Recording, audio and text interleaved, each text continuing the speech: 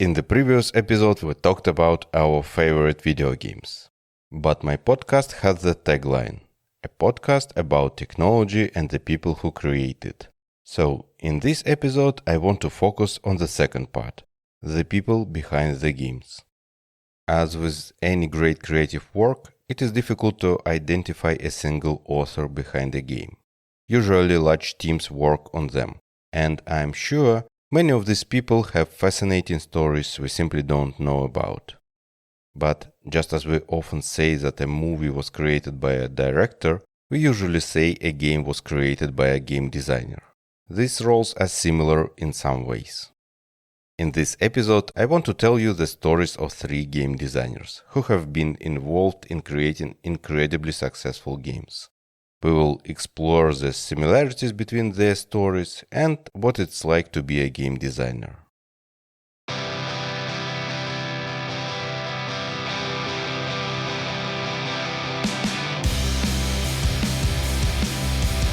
Hi there and welcome to the Release podcast. Today technology surrounds us everywhere and we can't even imagine our lives without it. But every technology started as a bold idea in someone's head. In this podcast, we talk about the technologies that have changed our lives and the people who invented them. My name is Rival. Hi.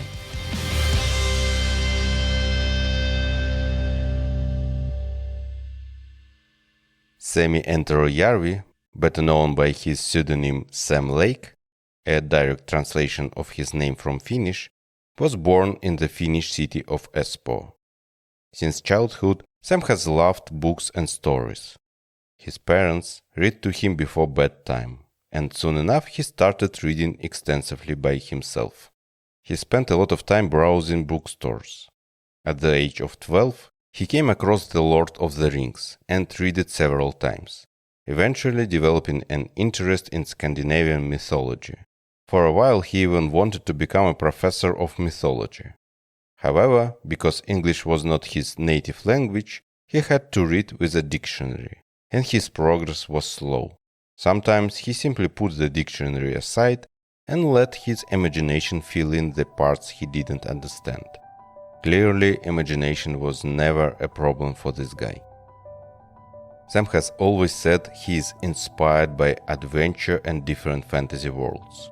One of his favorite childhood places was a lake, where his parents rented the same cottage every summer for 15 years. Sam spent his summer vacation there, surrounded by a huge world just waiting to be explored. Imagine how many adventures and stories a child with a rich imagination could create in such a place. How many games, legends, and fantastic worlds could emerge from those surroundings. I recall my own childhood and how much we loved similar mysterious and unexplored places. For instance, there was a working farm nearby, and the farm's owner occasionally gave the kids some old items to play with. One day, Sam got an old electric switch. He didn't even know exactly what it was and how it worked, so he invented various ways to use it in his games. Remember this moment. We will see what happens with this switch later. In fact, Sam says he has borrowed many stories directly from his childhood experiences. Sam also played a lot of computer games. Yes, just like many other heroes featured in this season.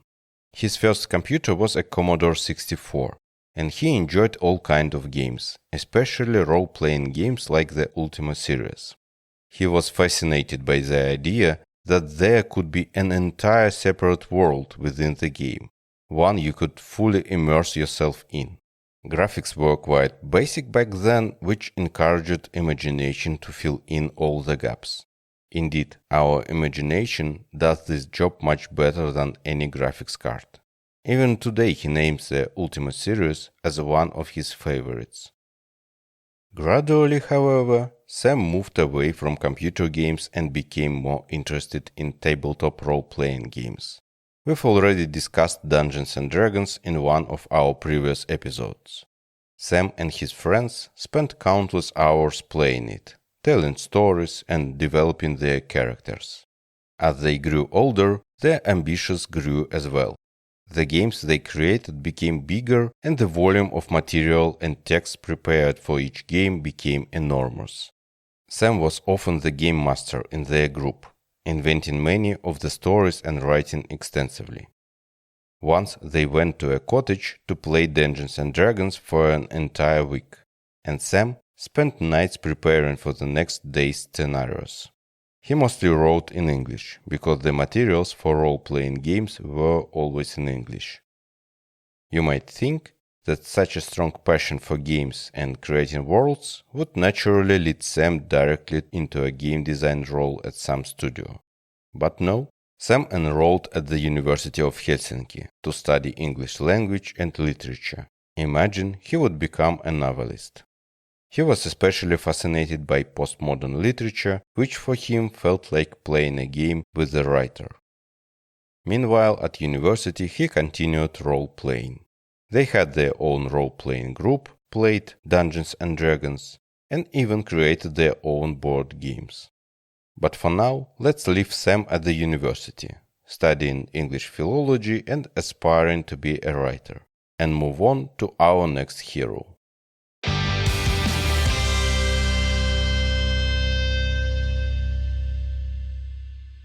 Neil Druckmann was born in Tel Aviv, Israel in 1978. At that time, the Arab-Israeli conflict was at a particularly intense stage. As Neil recalls, violence was everywhere. It was on TV, it was a frequent topic of conversation at home. To distract Neil from all of this, his older brother introduced him to movies, comic books and video games. One of Neil's favorite games, by the way, was Metal Gear Solid. We will talk more about that game a little later in this episode. Neil quickly became fascinated by storytelling and even started creating his own comics. In 1989, when Neil was 11, his family moved to the United States, settling in Miami. He graduated from high school there and enrolled at Florida State University to study criminology. You probably won't guess why he chose this major. It was because Neil wanted to use the knowledge from his criminology studies to write better thriller novels. In the late 90s, Neil's brother took him to the famous E3 gaming conference. Neil enjoyed it so much that he attended it and other gaming conferences several more times. He worked various part-time jobs, but after taking a programming course, he realized that this was his true calling and decided to study computer science. While studying, he and a fellow student even developed their own video game. One of Neil's professors sponsored his visit to another important gaming conference, the Game Developers Conference, GDC. At GDC, Neil attended a talk by Jason Rubin, co-founder of Naughty Dog Studios. Let me quickly refer back to one of our previous episodes. In the very first episode, when we discussed Sony PlayStation, I mentioned Naughty Dog Studio, the creators of the PlayStation mascot, Crash Bandicoot. Sony acquired Naughty Dog in 2001 to create exclusive games for their consoles, and today it's one of the Sony's most important studios. Neil deserves significant credit for that, but I am getting ahead of myself. So at this GDC conference, Neil managed to get Jason Rubin's business card. He started contacting Jason, sending him his portfolio, and eventually Jason offered him an internship. And so in May 2004, the young Neil Druckmann walked into Naughty Dog's office for his very first day at the studio. Let's leave Neil there, getting acquainted with his colleagues, settling into his new workplace, and immersing himself in his new job. Now it's time to meet the third hero of our episode.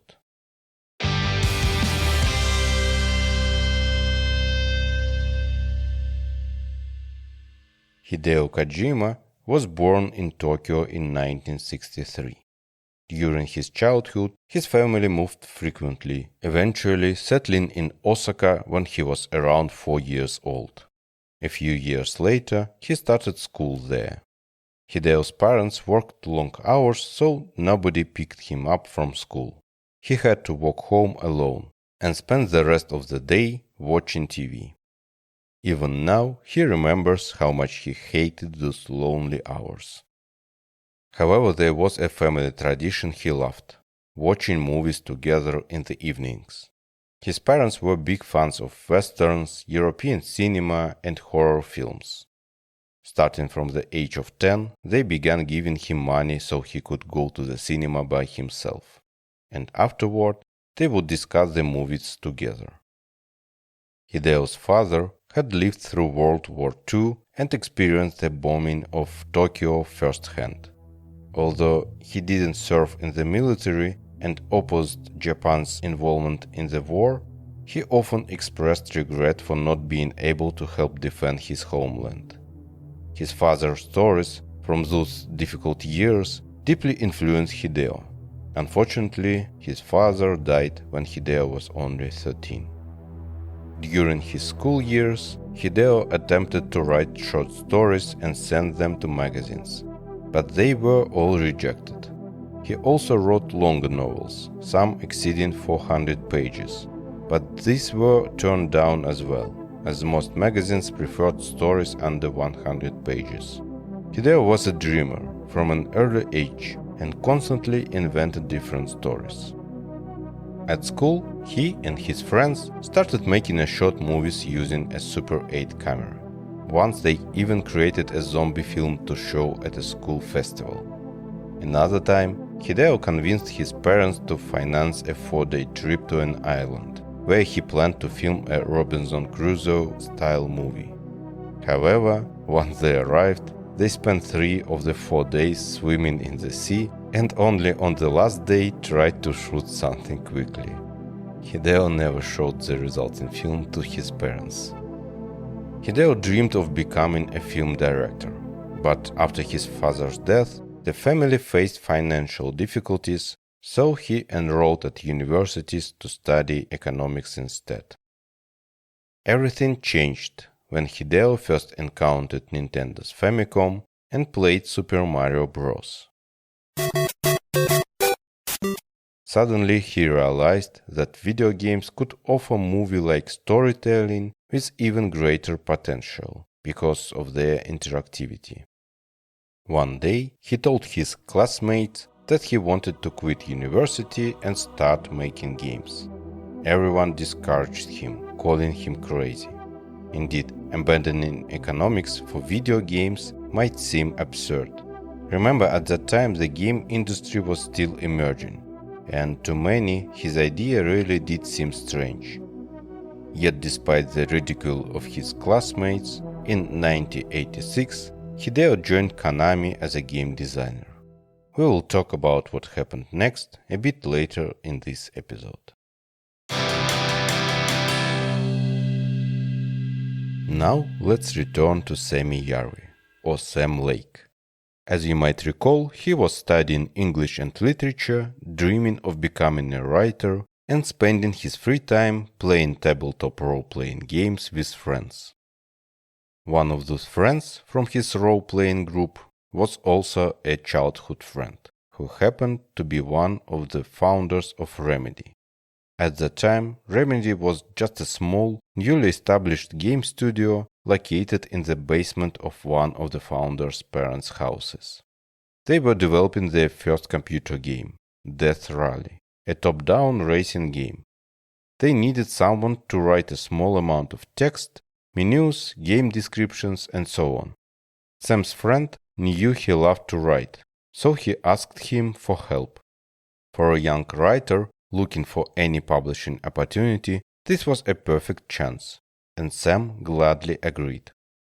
But instead of writing just a few sentences, Sam came up with a complete story. There was some empty space at the bottom of the game screen, so Sam suggested using it to present his story. And it was added to the game. However, Death Rally didn't become a huge success. Then, Remedy began developing the game that would make them incredibly popular. 10-5, please repeat, 10-5, all All units, emergency. Officer in danger. Acer Plaza. Repeat. Acer Plaza. All units. They were all dead. The final gunshot was an exclamation mark to everything that had led to this point. I released my finger from the trigger, and then it was over. Yes, I'm talking about Max Payne. Many of you have probably played it, or at least heard of it. For me, it was one of the first computer games I ever played. To be honest, as a child I didn't fully grasp the plot, but the game's atmosphere made an enormous impression on me. Even today, I still get goosebumps from the main music theme. But let's start from the beginning. Before starting the development of Max Payne, the team at Remedy considered several different ideas. Sam strongly insisted they should focus more on the story, on narrative. They drew inspiration from noir films and John Woo's Hong Kong action movies. Thus, the central character became a New York detective, Max Payne, whose family is tragically killed, prompting him to seek revenge on the criminals responsible. They had quite a limited budget for the game, so they had to be very creative. For example, many of the buildings depicted as New York in the game are actually from Helsinki. They also needed an affordable way to tell their story. Animated videos were expensive and limited, and hand-drawn art would have been too time-consuming. Sam suggested presenting the narrative in comic book style, using photographs instead of drawings.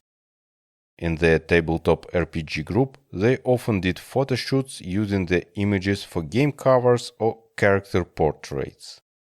Sam showed these photos to the team, and since there was no budget for professional actors, they asked Sam himself to become the face of the main character.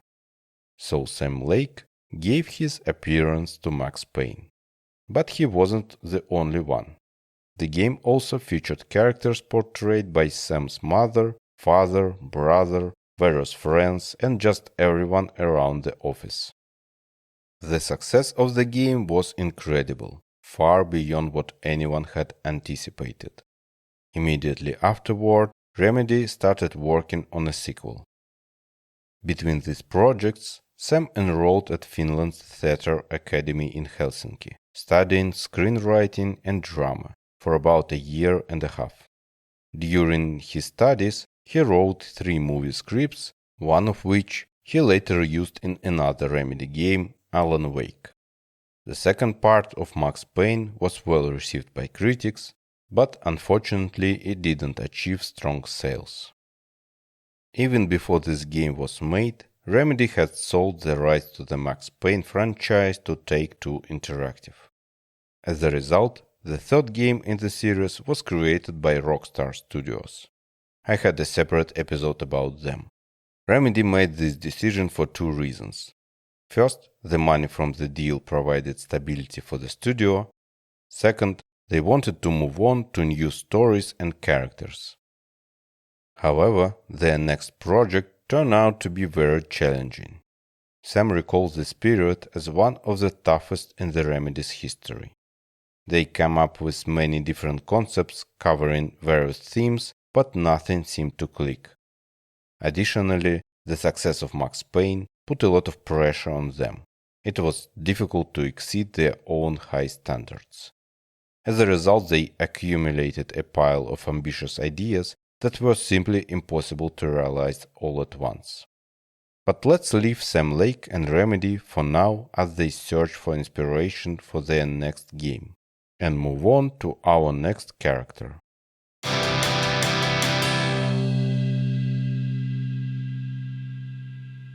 Let's get back to Neil Druckmann. We left off at the moment he joined Naughty Dog Studios. Initially, Neil started working on the Jak and Daxter series as a developer. Jak and Daxter is an action-adventure game with a cartoonish steampunk style. While working there, Neil periodically helped with various design tasks and asked management to transfer him to the design team. However, his bosses were hesitant because Neil was hired as a programmer and had no formal experience in game design. Determined, Neil created a small project in his free time and showed it directly to Evan Wells, the studio's co-president. This impressed Wells, and Neil was transferred to the design team for the next installment of Jak and Daxter. But shortly afterward, this project was handed over to another studio, and Neil, along with his colleagues, was assigned to work on Naughty Dog's new and ambitious project, Uncharted. At the time, Neil worked as a designer, while Amy Hennig led the project as both director and lead writer. Uncharted is an action-adventure game heavily inspired by classic adventure novels, comics, and movies such as Indiana Jones. One of the game's defining features is its cinematic style. The user interface is minimalistic, and gameplay transitions seamlessly into cutscenes and back, making players feel like they are inside a movie. Realism was also a top priority. No cartoonish characters, just a compelling story, realistic world, and complex characters. The power of the new generation of gaming consoles allowed Naughty Dog to capture realistic human emotions, and it was the studio's first game to use motion capture technology with real actors. The game was quite successful, and development of a sequel soon began. On Uncharted 2, Neil stepped up as a lead designer. The sequel was bigger, more impressive, and more ambitious, and sales greatly surpassed those of the first game. It also won numerous awards. This success allowed Naughty Dog to expand, creating two teams within the studio. Amy Hennig continued leading the Uncharted series, starting work on the third installment. Meanwhile, Neil Druckmann and Bruce Straley were put in charge of developing a completely new game. This partnership between Neil and Bruce would prove essential to the new game's future success. Their new project was The Last of Us, a game that takes players on a journey through a post-apocalyptic America devastated by a deadly infection. Interestingly, this idea came from a concept Neil first developed back in university. At that time, students were tasked with presenting a game concept to famous film director George Romero. Neil came up with a story about a policeman protecting a young girl in a world overrun by zombies due to a mysterious infection. Neil's concept didn't win back then, and when he later attempted to turn it into a comic book, it was rejected as well. But Neil never forgot this idea. Eventually, he returned to it during the development of this new game. The policeman evolved into Joel, a smuggler who lost his daughter, while the girl became 14-year-old Ellie. Their developing relationship became the heart of the story. In some ways, the gameplay is similar to Uncharted. It's cinematic and action-packed, but the game's world is much harsher and darker. To some extent, The Last of Us reflects Neil's own childhood experience when his parents had to raise their children in a situation of constant tension. Launching a game this dark and mature was a significant risk for the studio, as they had never produced anything quite like this. But it turned out to be an extraordinary success, proving that the gaming industry was ready for more complex, challenging, and controversial stories. However, not everything at Naughty Dog was going smoothly. We will talk more about the difficulties the studio faced and how these challenges impacted Neil's career and life later. But for now, let's move on to our next story.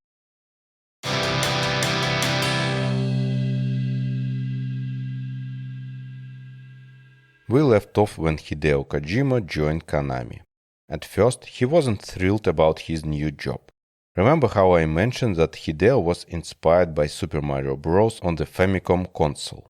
Well, That was exactly the platform he dreamed of creating games for. But instead, he ended up on a team making games for the MSX, a home computer with much more limited technical capabilities than the Famicom. The first game he worked on was called Penguin Adventure, a platformer racing game where you play as a penguin. Even though it was a fairly simple game, Hideo managed to come up with some fresh and interesting mechanics. Eventually, the game featured RPG elements, diverse level design, fully developed boss fights, and even multiple endings. Today, Penguin Adventure is considered one of the early examples of games using these innovative approaches. After a while, Hideo was assigned to a troubled project, a game called Metal Gear.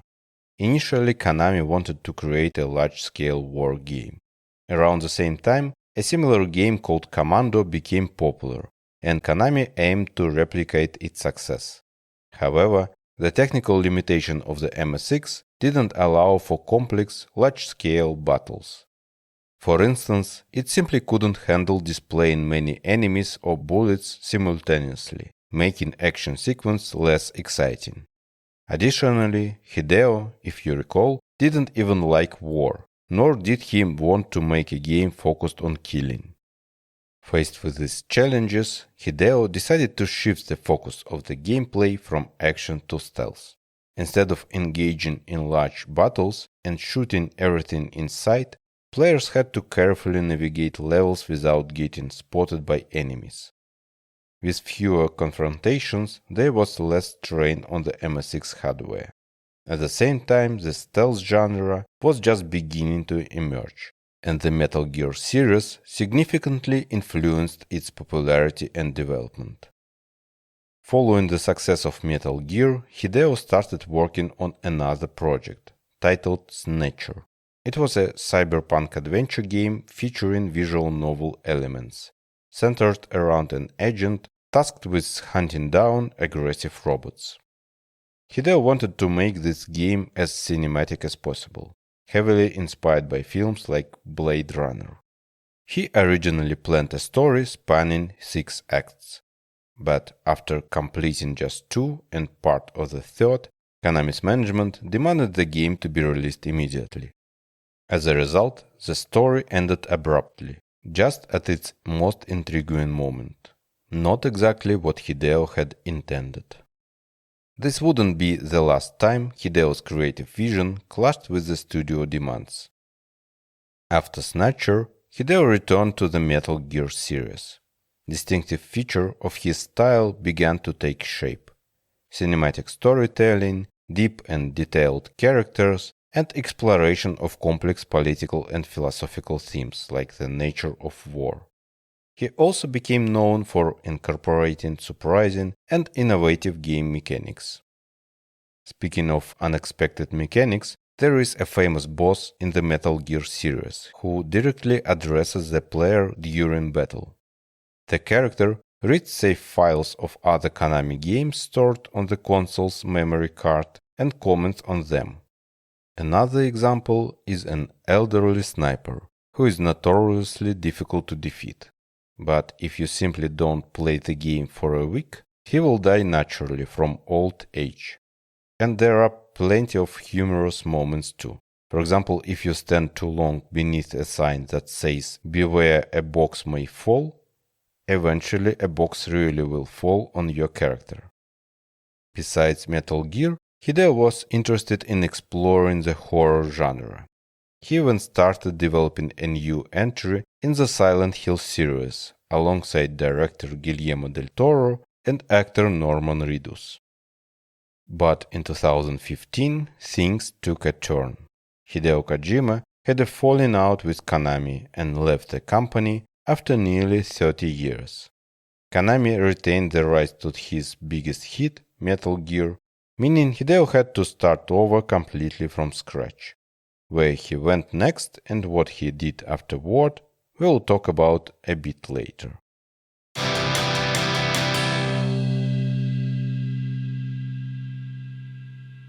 Let's return again to Sam Lake. We left off as he was trying to come up with a plot for Remedy's new game. Eventually, the team decided that the main character shouldn't be another typical action hero like Max Payne, but rather someone who unexpectedly finds himself in dangerous circumstances. This is how the idea of having a writer as the protagonist was born. For the story, Sam used one of the scripts he had written during his time at screenwriting school, as well as memories from his childhood. Remember the old electric switch from the lake at the beginning of the episode?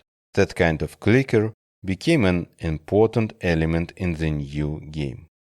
The result was a narrative inspired by Stephen King novels and the TV series Twin Peaks.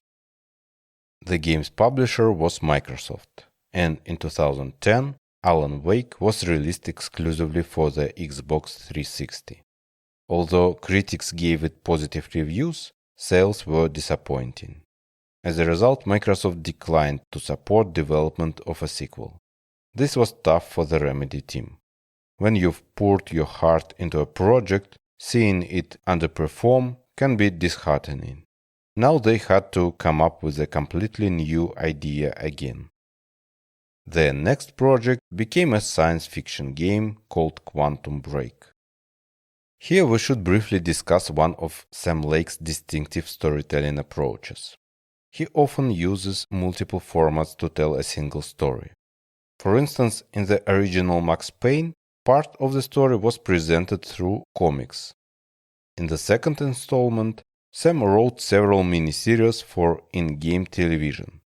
Players could find TVs scattered throughout levels and watch these short episodes, each reflecting aspects of Mac's story from different angles. Similarly, Alan Wake was structured like a television series, divided into 6 episodes, each starting with a recap of previous events. It also contained in-game miniseries. In fact, Quantum Break itself emerged from one of these miniseries concepts. With Quantum Break, Remedy decided to take this idea even further. They produced a full live-action series featuring real actors, integrated directly into the game. After each chapter, depending on the player's choices, the game would show different episodes of this live-action series, advancing the plot accordingly. While this sounded innovative, unfortunately, the combination didn't work as intended. The series often felt disconnected from the main gameplay, and many players were not interested in pausing their gaming experience to watch TV episodes. After all, people bought the game to play, not to watch a series. After 2 less successful projects, Alan Wake and Quantum Break, Remedy's partnership with Microsoft ended. The studio had to once again start from scratch, because the intellectual property rights stayed with Microsoft. Remedy needed a new publisher and fresh ideas. The studio reorganized itself, issuing shares on the stock market to raise money for new project, and began developing their next game, Control. Sam once said it felt like Remedy was literally taking back control with this game. Now they were no longer required to release exclusively for Xbox, allowing Control to launch on multiple platforms. The financial success of this game allowed Remedy to acquire the rights to Alan Wake from Microsoft, finally enabling them to begin working on the long-awaited sequel. It was mentioning that ever since the first Alan Wake, Sam had been quietly working on its sequel in one form or another. It was a personal project he desperately wanted to continue. Finally, in 2023, Alan Wake 2 was released. It became the most successful game in the studio's history, receiving widespread critical acclaim and numerous awards. One memorable highlight that quickly went viral on social media was a musical segment included in the game, another great example of Sam Lake's unique style.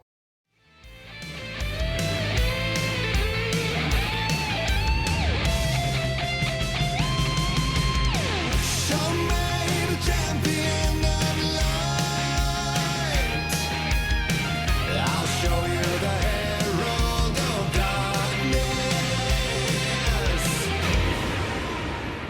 Today Sam Lake is focused on building a unified Remedy universe, tying together the studio's various games and preparing new projects for the future.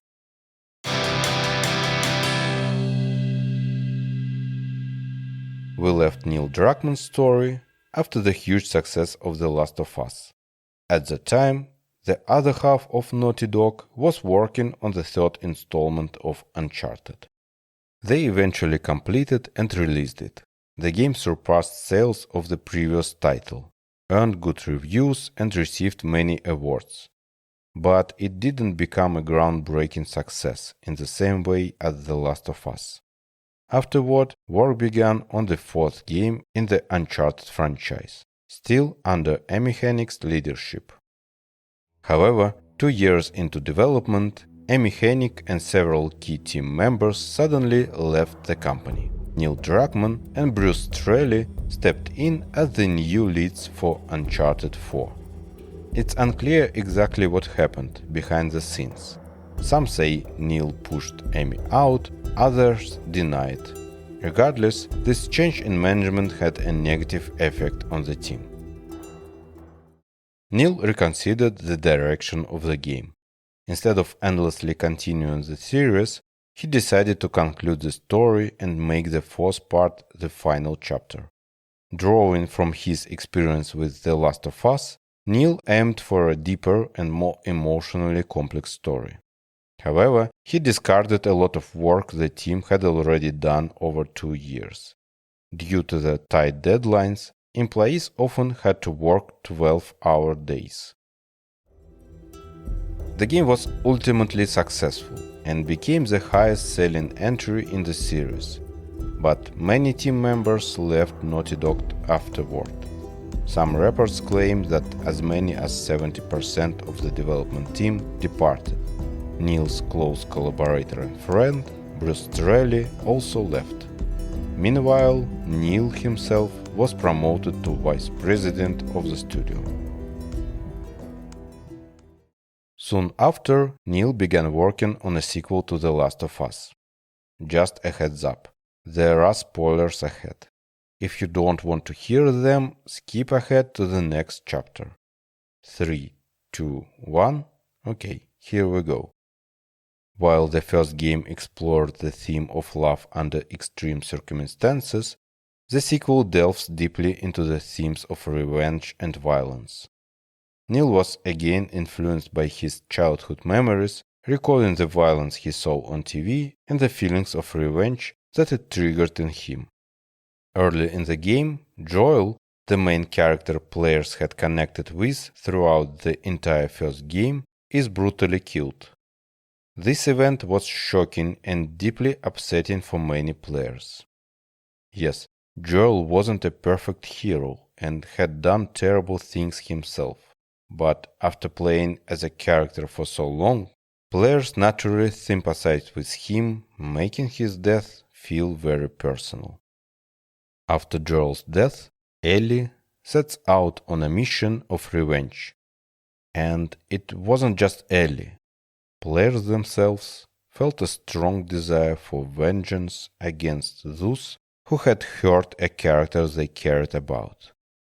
However, halfway through the game, just as the story reaches a critical turning point, the game introduces another twist. It suddenly rewinds time, and players are now forced to play as Abby, the very character who killed Joel. Many players were so upset by this twist that they simply stopped playing, refusing to continue as Abby. But those who kept going saw Abby's life, her friendships, dreams, and struggles. Gradually, players began to empathize with Abby as well. Even more painfully, players discovered that every enemy Ellie killed early in the game was actually Abby's close friend. Ordinary people, not faceless monsters.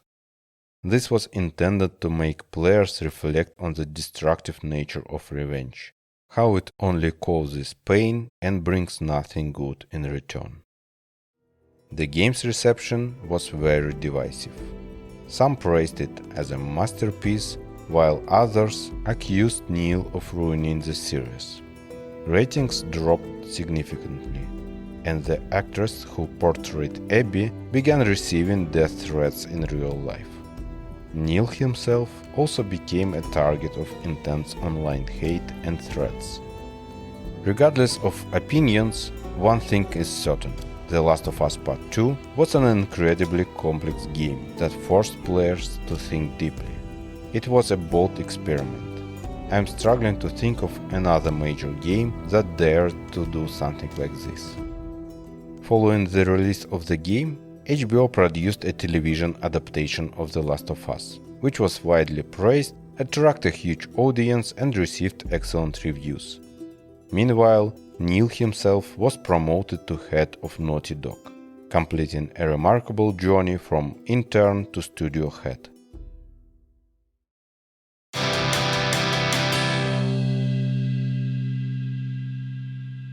Let's get back to Hideo Kojima. We stopped at the point where he left Konami, losing both his funding and the rights to the Metal Gear series. However, at the end of 2015, Hideo announced the launch of his independent studio, Kojima Productions. He also announced a partnership with Sony and introduced his new project, Death Stranding. The first promo trailers left many people puzzled. What kind of game is this? What is its gameplay like? What is the story, the genre? And how do you even play it? There were so many questions. The game was finally released in 2019, and even then it wasn't easy to categorize its genre. The story takes place in a post-apocalyptic world. Humanity survives in isolated settlements. Players control a courier named Sam, who delivers essential supplies between these isolated communities. At its core, the game is about connections between people. Sam's main goal is to unite isolated settlements into a single network. During his journey, Sam encounters other characters, gradually creating connections with them. The gameplay itself is essentially a courier simulator. Most of your time is spent walking and delivering cargo, and it's definitely not easy. You have to carefully select equipment, plan your route, and spend a lot of time trekking across difficult terrain. The game's realistic physics engine lets you feel the full weight of your cargo. One careless step and you will drop your containers, damaging the goods you are transporting. And here I have to highlight one of the most important features of the game: connecting with other players. You can place items such as ladders or build structures in your game world, and they will appear in other players' world as well. Similarly, you will also find items left by other players in your own game. Because the cargo deliveries feel like genuine hard work, imagine this. You've been walking for 20 exhausting minutes, carrying various containers. Your boots are almost worn out, and the battery of your exoskeleton is running dangerously low. You are frustrated and ready to curse the rocks under your feet, the mountainous terrain, the game, and even its creators. But suddenly you spot a motorcycle or a charging station that another player has left. At that moment, you feel tremendous relief and genuine gratitude. This motivates you to help others in the same way. Ultimately, players experience the journey together. In other words, the monotonous and exhausting gameplay intentionally encourages players to cooperate and support each other. This is exactly what Hideo Kojima wanted to achieve, to demonstrate the importance of human connections and to bring people closer together. He later shared that during the pandemic in 2020, when many were isolated in their homes, players wrote to him, thanking him for creating a game that helped them cope with loneliness. Today, Kojima Productions is simultaneously developing 3 projects: a sequel to Death Stranding, a new stealth action game, and apparently a horror game.